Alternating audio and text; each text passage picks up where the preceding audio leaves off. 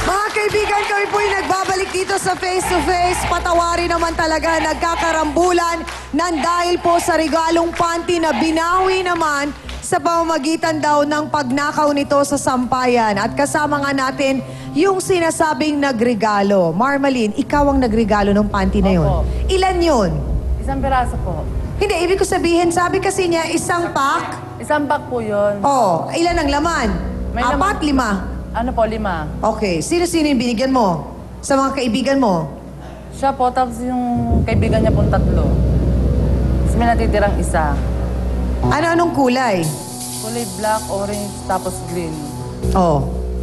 Tapos, Yung dalawa, di mo na matandaan? Blue? Papa blue, may ganun. Oh, bakit sinasabi nila na ninakaw mo rin daw sa sampayan ulit?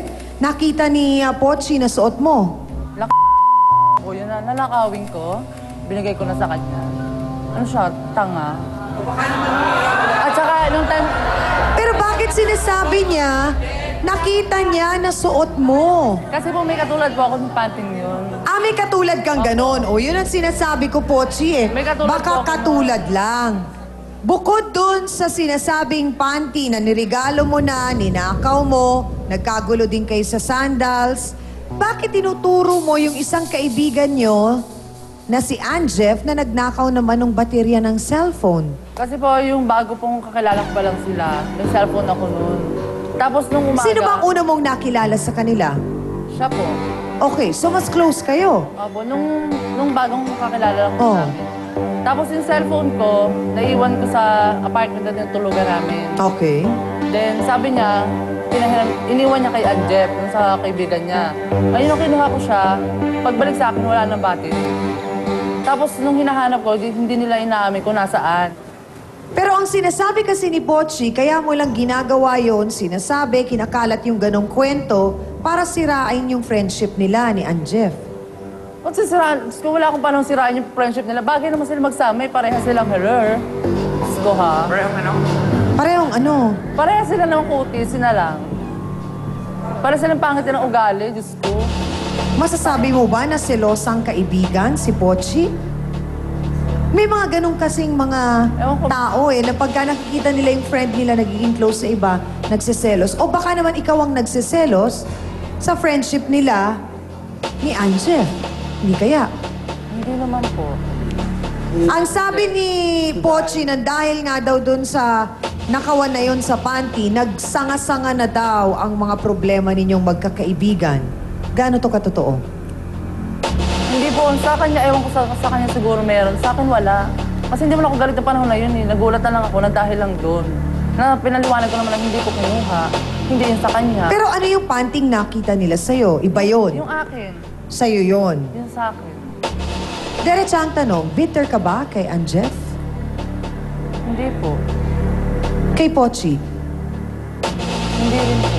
Pero po yung ano, parang sila lang po may bitter sa akin. Ano ba ibig sabihin ng bitter? Yung may galit, gano'n. Ah, may galit. Ikaw wala kang galit sa Wala kanila. akong galit sa kanila. Attorney Acosta, sa kasong ganito na nakawan ng isang bagay pero hindi naman napatunayan, ano bang pwede nilang ikaso sa isa't isa? Pero may nangyari din na sakitan. Dun sa pagbibintang na di umano ay nagnakaw itong si Marmalyn. At kung hindi naman mapatunayan yun ni Pochi, abay, on the same facts and circumstances, ay pwedeng mag-file ng kasong daños perjuicios itong si Marmalyn. Bagaman yun ay civil case lamang. Maraming pong salamat, Attorney Acosta. Hans, eto na, malalaman natin kung puti ba o pula ang pananaw ng ating mga sausawero at sausawera ngayong araw na ito. So mga kapatid, round 1 tayo ng ating Boto Hands ha. Ang kwento, magkaibigan, niregaluhan ng panty yung isa. Pero naloka siya kasi nawala yung niregalong panty. Ninakaw daw nung nagregalo mismo. Kaninong kwento ba ang totoo? Boto Hands Part 1. Pula ba o puti? Itaas ang mga placards na yan. Go! Boto Hands tayo!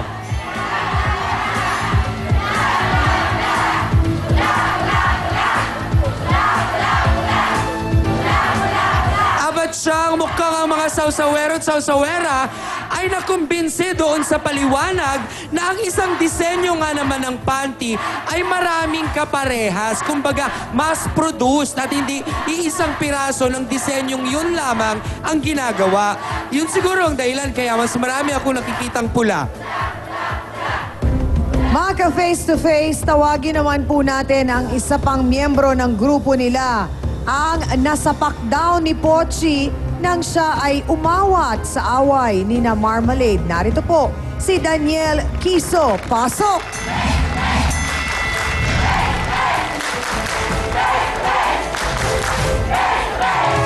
Ay!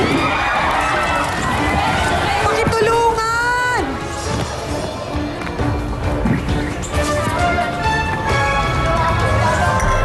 Bakit tapos mo?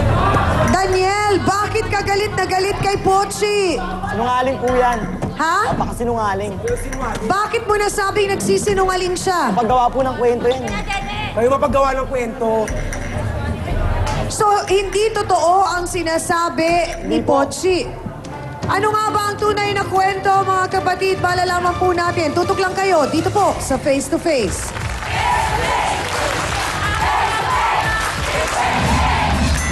O, ako may muscle. Yung mukha ng katabi mo, puro muscle. Puro muscle ka pa. Bakla! Hindi kayo puro mukha mo. Face to face.